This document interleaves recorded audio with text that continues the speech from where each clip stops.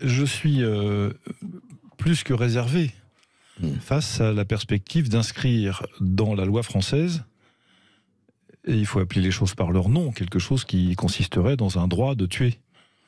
La grande difficulté de ce qui nous est présenté ces jours-ci par les conventionnels qui sont réunis au Conseil économique et social environnemental ces jours-ci, en promouvant soit le suicide assisté, soit l'euthanasie, c'est que ma foi, c'est d'abord la volonté de recourir au service d'un tiers pour que leur vie s'arrête. Et il ne peut pas y avoir d'issue à cette question sans que soit dépénalisé le fait de mettre fin au jour d'une personne en dehors des cadres légitimes des Français, ça qui se profile. Et mon ancien collègue Jean Leonetti dit très bien les choses, et je le cite d'ailleurs dans mon livre, la loi Claes-Leonetti. Il dit la grande différence, c'est que la loi Claes-Leonetti est une loi qui est faite pour les gens qui vont mourir. Ce qui se profile devant nous est une loi pour les gens qui veulent mourir. Et la grande différence, c'est que la première loi est dans le Code de la santé publique, la deuxième loi sera nécessairement dans le Code pénal. On sait maintenant soigner à peu près toutes les douleurs. Il y a très peu de douleurs dites réfractaires, c'est-à-dire qui qui résistent au traitement antalgique.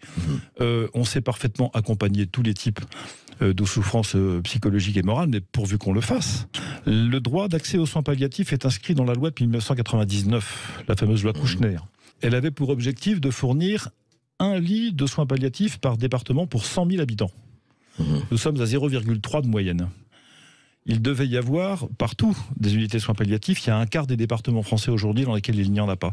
Et donc on a privé beaucoup des patients de cette pratique formidable qui consiste à dire à un patient: vous vous sentez diminué, on comprend très bien, vous sentez que vous n'avez plus la force de supporter votre vie. Est-ce qu'on ne peut pas avoir d'autres réponses simplement que on va mettre fin à tout ça, que plutôt toute la société se met à votre chevet, va déployer des trésors d'ingéniosité, de fraternité, de solidarité, d'inventivité, de soins pour que vous puissiez vivre le plus richement possible ces derniers instants de votre vie qui sont sans doute les plus précieux. Il y a un élément qu'il faut avoir en tête, c'est qu'on estime qu'une équipe de soins palliatifs qui accompagne un patient en fin de vie, ça peut mobiliser de 7 à 8 personnes avec des spécialités différentes, dans des temps différents.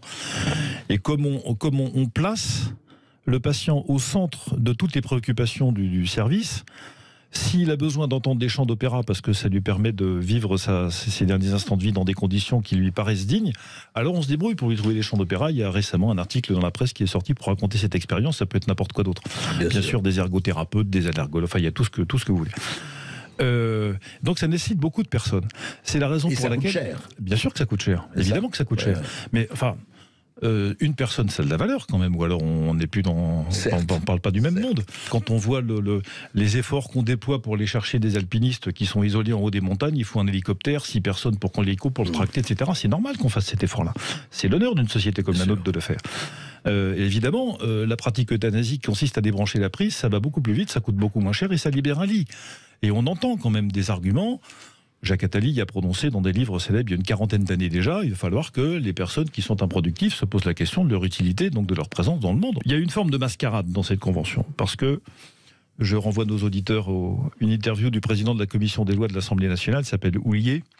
Il a publié dans La Croix, La Croix du 24 septembre 2022, une interview dans laquelle il disait: de toute façon, quelles que soient les conclusions de la Convention citoyenne, nous proposerons au Parlement la légalisation de l'euthanasie.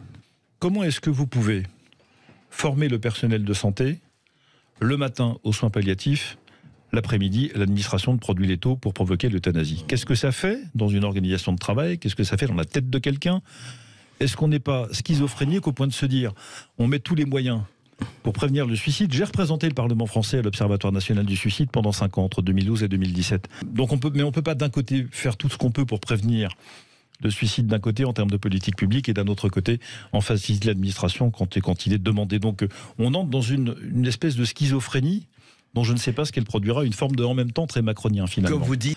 Le fait qu'il y ait l'interdit de la mort oblige ceux qui accompagnent les patients qui vont mourir bientôt à être inventifs, créatifs, collectifs, solidaires entre eux, etc., de manière bien plus active que si jamais il était possible de débrancher la prise et on n'en parle plus. À ce moment-là, personne ne fait d'effort.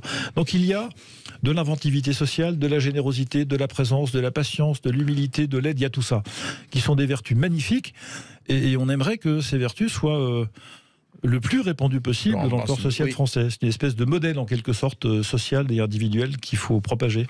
Il faut voir des deux côtés, pour moi, effectivement, mais attention, que les soins palliatifs ne deviennent pas non plus un juteux business, si je peux me permettre.